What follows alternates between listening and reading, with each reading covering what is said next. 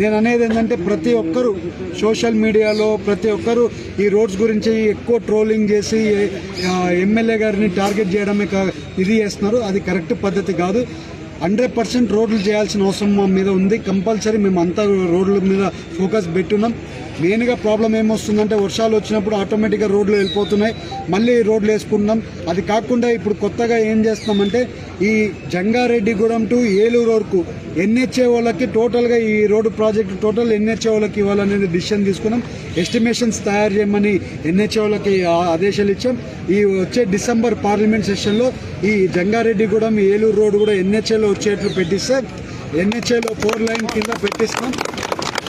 So ఈ ఎట్టి పరిస్థితుల్లో ఇది 4 లైన్ శాంక్షన్ చేపిస్తామని కూడా మీకు తెలుపుతున్నాం. ఇది ఒకటి very important project.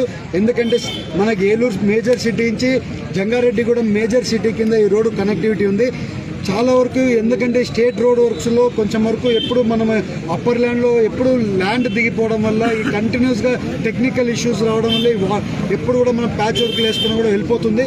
Permanent solution మనం ఎందుకంటే ఎప్పుడు కూడా ఊరికైనా టెంపరీ సొల్యూషన్ ఇది చేయకుండా పర్మనెంట్ సొల్యూషన్ చేసేట్లు ఎన్హెచ్ఏలో దీన్ని కలుపుతాం. నాకు ఎల్లుండి దిశ మీటింగ్ ఉంది. దిశ మీటింగ్లో మళ్ళీ రివ్యూ చేసుకుంటాను.